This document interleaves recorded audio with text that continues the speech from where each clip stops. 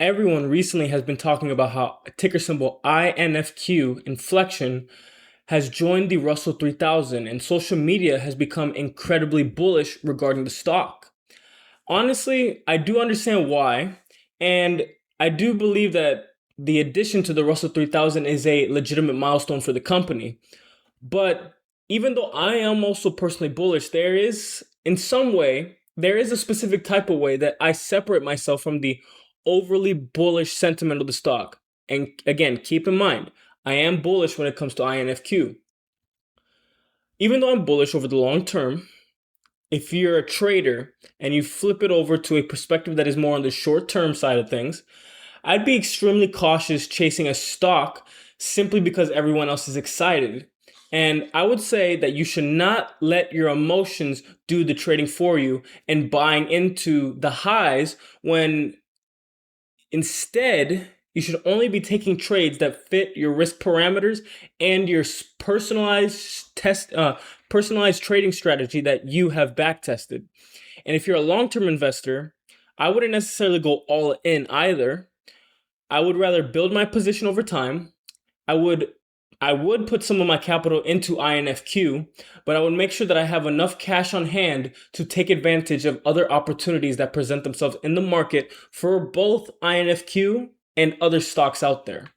So today, what it is that we are going to be covering is why the Russell 3000 inclusion matters, why institutions may now be forced buyers, why today's price action, to be honest, is not that surprising. I mean, come on, we were expecting some volatility. And also, we also want to be looking for what the biggest catalysts there are to come in the future, potentially, and why I think that investors should stay disciplined despite all the big hype and noise out there. Now, first off, going over to the Russell 3000, simple put, not the Russell 3000, but inflection, some of the news regarding it, about how the biggest headline being that inflection has officially been added to the Russell 3000.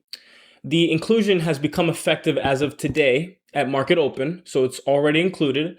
And this obviously isn't just a headline. I've been using the word headline, but it's not just a headline alone. Thousands of index funds and ETFs that track the Russell indexes periodically have to adjust their holdings to reflect the index composition. That means that institutional buying demand can increase simply because the stock is now part of the benchmark. And this is probably one of the biggest reasons investors were excited, because when a company does end up joining an index like the Russell 3000, passive investment funds frequently purchase shares to match the index. And that doesn't guarantee, obviously, because there's no guarantees in the stock market. It's not going to guarantee that the stock is going to go up. But it generally, what it does is it increases liquidity and institutional ownership over time. And today, what we are seeing is many traders are expected, with the stock opening around $13.50. Where do we open at? So let me see. Let me check. If we look at Prophecy, it says that we're currently up on the day 22 cents. So we opened, what would that be? 75, 60. So at $13.63 is where we opened at, as we're currently trading green on the day. We're up 1.61%. And have we pushed above yet? Let me see. So the high of today, yeah, and we quickly did push up above $14, as the highs on the day is $14.19. And then obviously what came up next is that the sellers stepped in and the stock did pull back before stabilizing. And this is something you'll often hear called a pop and fade, or a what's another term that we can use for? I mean, I've heard the term pop and fade, but you can't necessarily say this is a rug pull because it's not super bearish. But just a quick pump up basically is a word I would describe. A quick pump up before stabilization. And that's because the announcement itself did create excitement. And then, as you see, a tiny bit of a sell-off, nothing crazy, but just from the $14.19 to the $13.81. We're still green on the day, which is not a surprise. But institutions, you're going to see a little bit more of a rebalance after the initial hype. And you see the early traders, they did take profit on this small move to the upside. And then eventually you're going to see the price action start to equal out and you see some equilibrium. So right now, doing that quick little breakdown and that quick little explanation, this is how I kind of want to break things down and slow it down for you guys, because to be completely honest, just because a company joins the Russell 3000, that doesn't automatically mean that the stock only goes up. Quick reminder before we continue, if you're enjoying the content and want to connect with the community, check out the first link below for the free InvestQ community. And if you want access to advanced stock research and tools, the second link is a Prophecy 7-day trial for just $7. And last, if you want daily market updates and behind the scenes content, follow me on Instagram using the third link in the description. Now, let's get back to the video. As me and you both know, stocks don't move in just one direction forever. They have choppy activity, they pull back, they have bull runs, they have falling knife price action, and it just keeps going down. There's a lot of things that happen in the stock market from a technical price action perspective. And specifically, at the beginning of the video, I was talking about how for a long-term, I think this is a good company. And I just wouldn't go all in because there's always going to be other opportunities that the market presents itself. But from the trader's perspective, what did I say? I said, be careful getting in at the highs on any trading session whenever there's hype involved, and have some caution, because you simply don't buy just because everyone at X is talking about it. You wait for the setup to happen. So you got to make sure that you know these things specifically. You got to know your stop loss. You got to know how much capital you are willing to risk on any given trade for any day trade.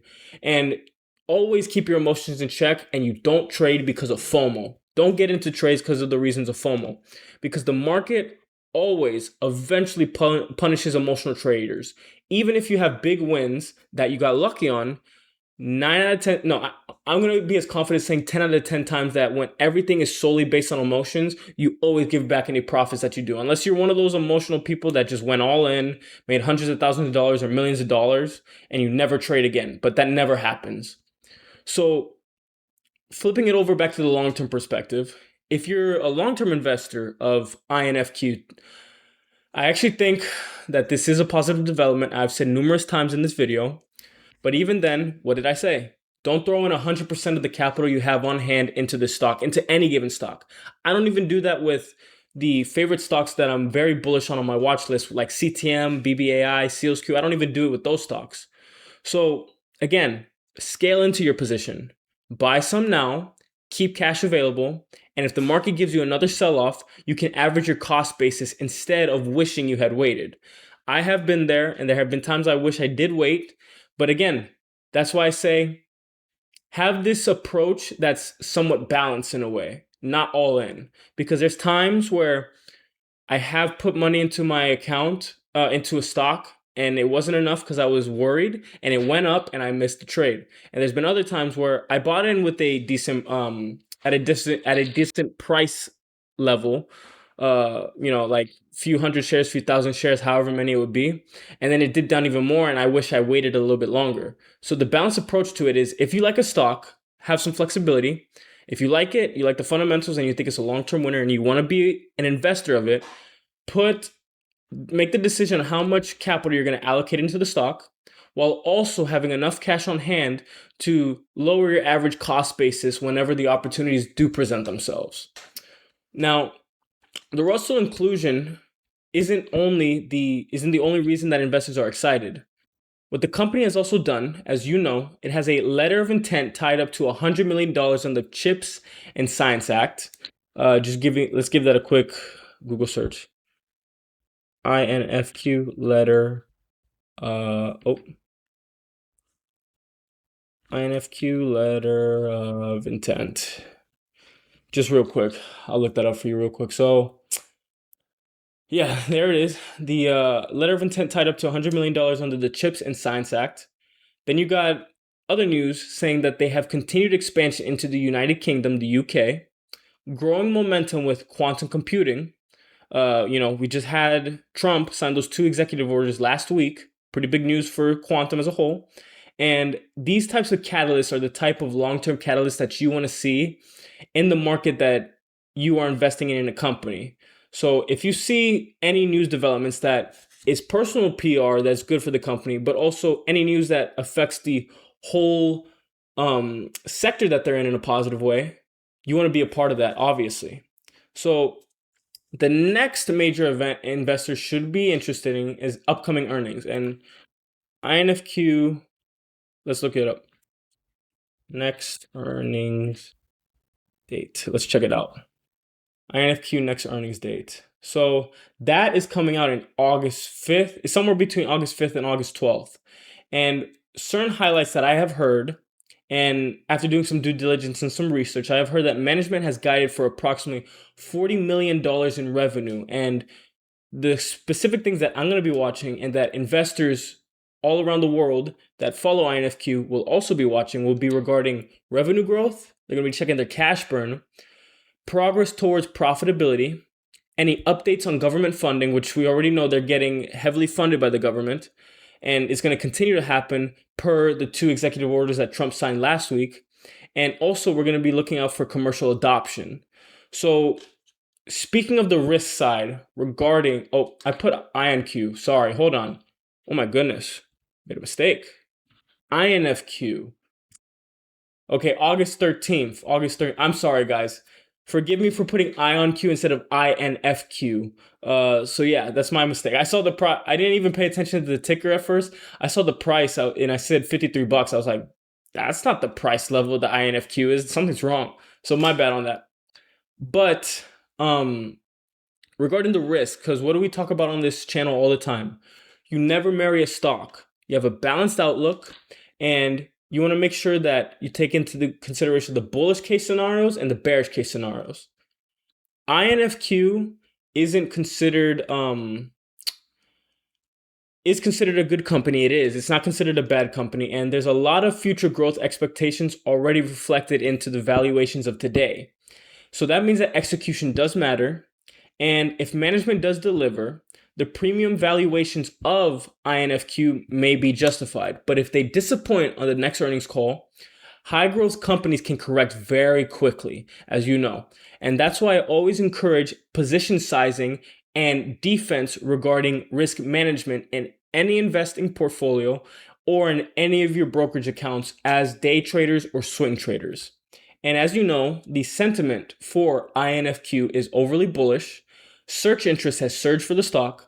Social engagement has exploded, and that is a good thing to see. But you have to remember, the market really rewards investors, not just, or they rarely reward investors because everyone agrees. That's not why investors get rewarded in the stock market. The best investors stay disciplined when everyone else becomes emotional. So overall, I believe that today's Russell 3000 inclusion is undeniably positive for INFQ. It proves visibility, it increases liquidity, and it may attract additional institutional ownership. And it adds another piece to the company's long-term investment story.